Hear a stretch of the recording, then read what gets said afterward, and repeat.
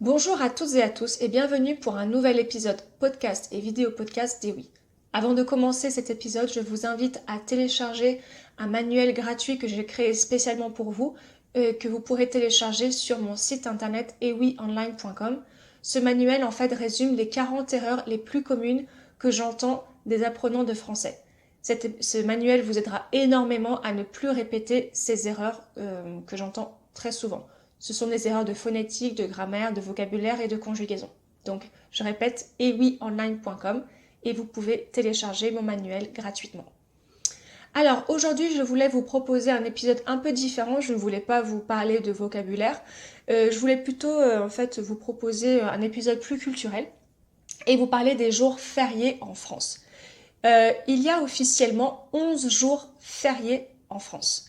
Alors beaucoup de personnes disent «Oh, en France, enfin les Français ne travaillent pas, etc. Ils ont beaucoup de vacances et beaucoup de jours fériés». Alors pour les vacances, je suis tout à fait d'accord. On a 5 semaines minimum de congés payés en France. Donc les personnes qui travaillent pour le gouvernement ont en général plus que 5 semaines de vacances. Mais en tout cas, au niveau des jours fériés, nous avons officiellement 11 jours fériés. Et avant de commencer, je voulais vous expliquer la différence entre un jour férié chômé et un jour férié non chômé. Alors, vous entendez chômé, ça vous fait penser au mot chômage. Le chômage, c'est quand le gouvernement français vous paye alors que vous n'avez pas de travail. Donc, un jour férié chômé, ça signifie en fait que vous êtes payé par votre employeur obligatoirement. Et officiellement, il y a seulement un jour férié chômé en France. Est-ce que vous devinez quel est ce jour? C'est le jour de la fête du travail, le 1er mai. Donc ça, c'est un jour qui est obligatoirement férié, bien sûr, et chômé. Alors, bien sûr que c'est différent pour les restaurants, les artisans, parce qu'il y a beaucoup de boulangers qui travaillent le dimanche ou les jours fériés. Donc ça, c'est quand même à part. Mais en tout cas, les personnes qui travaillent pour le gouvernement ne travaillent pas ce jour-là. Donc le reste, les 10 jours qui restent pendant l'année, l'employeur n'est pas obligé de payer ces jours fériés. Donc en général, les employeurs payent Noël, enfin voilà, ça dépend des employeurs. Mais obligatoirement, le gouvernement oblige seulement les entreprises à payer un seul jour, c'est le 1er mai. Et ensuite, le reste des jours, c'est en fait selon la volonté de l'employeur.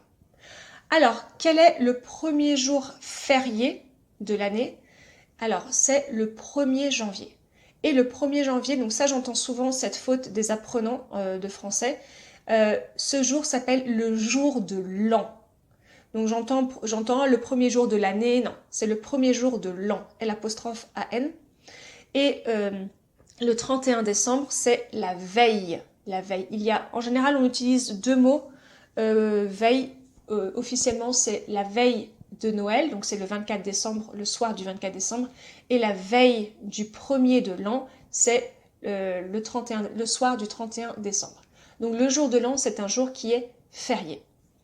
Ensuite, le deuxième jour férié en France, c'est le 18 avril. Alors, vous allez voir que la majorité des jours fériés en France sont des jours fériés qui viennent de la religion chrétienne. Et c'est quand même très ironique parce que en France, voilà, on sait que beaucoup de Français ne sont pas pratiquants.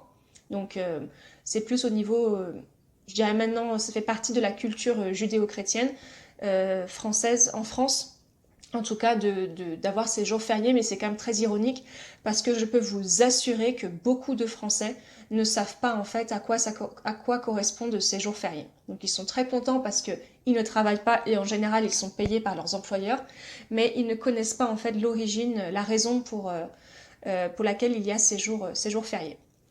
Alors le 18 avril, c'est donc une fête chrétienne, c'est le lundi de Pâques. Alors Pâques, ça s'écrit P-A et vous n'oubliez pas, donc Pascua en espagnol, donc P-A accent circonflexe, Q-U-E-S, donc il y a l'accent circonflexe parce que le S a disparu.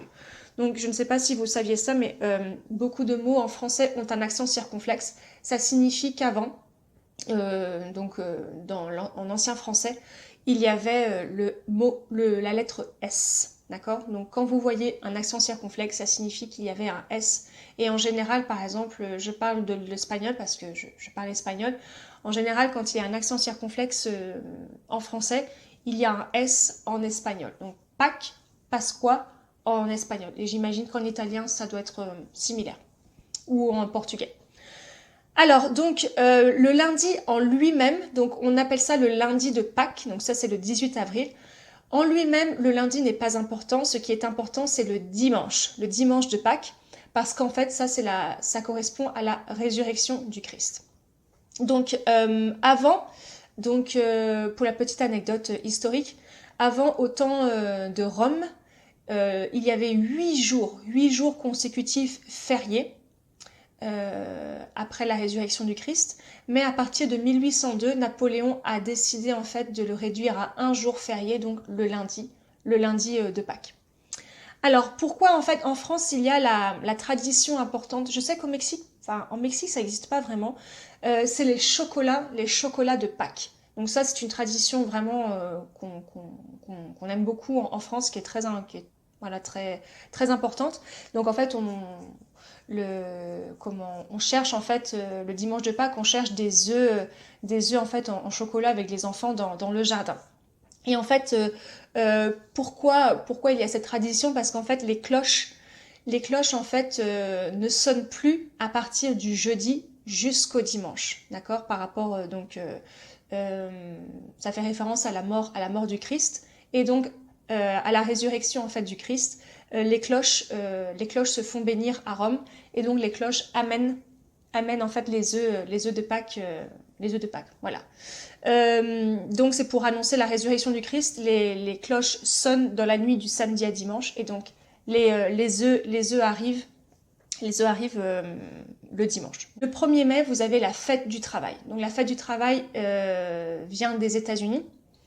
Et à la base, en fait, les États-Unis avaient lancé ça pour revendiquer les 8 heures de travail par jour. Et en fait, la journée de travail de 8 heures a été officielle depuis 1946 en France. Donc ça, c'est voilà, la fête du travail, c'est le 1er mai. Ça, j'en parlerai plus en détail vers le 14 juillet. Le 14 juillet, c'est la fête nationale en France. Et je ferai un épisode spécial pour vous expliquer tous les symboles en fait de la France. Donc je parlerai plus du 1er mai en juillet dans un prochain épisode. Ensuite, vous avez le 8 mai. Donc le 8 mai, c'est donc la victoire, c'est la victoire donc des Alliés. Et en fait, c'est l'arrêt des combats. C'est l'arrêt des combats en tout cas, c'est la fin des combats pardon en Allemagne, d'accord. Donc le 8 mai 45, ça c'est une fête très importante en France. C'est un jour férié. Ensuite, vous avez le jeudi de l'Ascension. Alors, le jeudi de l'Ascension, c'est fin mai, ce n'est pas un jour fixe. Et en fait, c'est la dernière rencontre entre Jésus ressuscité et ses apôtres. D'accord? Et donc, c'est là que Jésus monte au ciel. Donc, c'est pour ça qu'on appelle ça l'Ascension. On appelle ça le jeudi de l'Ascension. Donc, l'Ascension, c'est-à-dire voilà, que Jésus monte au ciel. Ensuite, une autre fête religieuse, c'est le lundi de Pentecôte. Alors, le lundi de Pentecôte est célébré 50 jours. Donc, Pentecôte, si on revient à l'origine du mot Pentecôte, ça signifie 50. Le lundi de Pentecôte, ça se fête 50 jours après Pâques. Alors, le lundi de Pentecôte, c'est quand les 120 disciples de Jésus ont reçu l'Esprit Saint. Et ça symbolise, en fait, la Pentecôte symbolise la fondation de l'Église catholique. D'accord? Donc, la Pentecôte. Attention, le lundi de Pentecôte n'est pas un jour qui est... c'est un jour qui est normalement férié, mais qui est travaillé. Alors, en fait... c'était quand? C'était en 2003 ou en 2006? Je crois que c'était en 2003. Ouais, en 2003, il y a eu une grosse canicule en France. Et en fait, le gouvernement Raffarin, donc Raffarin c'était le premier ministre de l'époque, a décidé pour aider en fait les personnes dépendantes, c'est-à-dire les personnes âgées et handicapées.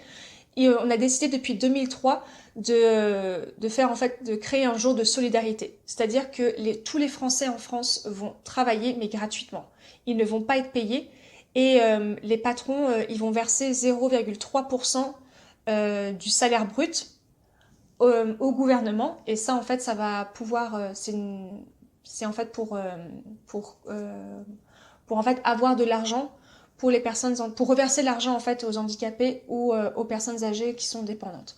Donc depuis 2003, ça revient en fait à la, comment ça s'appelle? Ça s'appelle la caisse de solidarité. Et en fait, depuis 2006 ou 2008, je ne sais plus en fait. Oui, depuis 2008. Depuis 2008, en fait, c'est flexible. L'employeur n'est pas obligé en fait de fixer le lundi de Pentecôte comme un jour solidaire.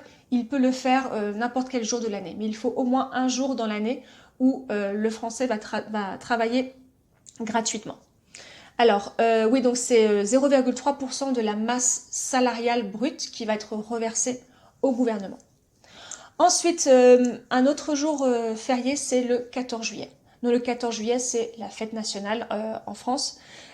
Donc ça, j'en reparlerai plus amplement vers juillet quand je ferai un épisode spécial sur les symboles de la France. Ensuite, vous avez le 15 août, le lundi 15 août, donc ça aussi c'est une fête chrétienne catholique, c'est donc Marie, la Marie en fait qui monte au ciel. Donc c'est la montée au ciel du corps et de l'âme de Marie. Donc il ne faut pas confondre l'ascension et l'assomption. Donc ça se ressemble énormément au niveau de la phonétique, de la prononciation, mais ce sont deux fêtes différentes. L'ascension, c'est le jeudi de l'ascension, et vous avez le lundi 15 août, c'est l'Assomption, donc c'est Marie. Ensuite, vous avez la Toussaint qui est le 1er novembre.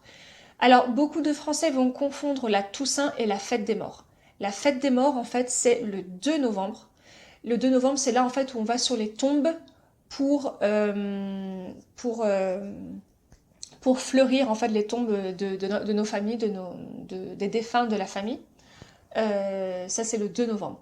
Et le 1er novembre, c'est la fête de tous les saints. D'accord? Donc là, on va fêter les saints à l'église. C'est la Toussaint. Donc ne pas confondre la fête des morts, le 2 novembre, et la Toussaint, le 1er novembre.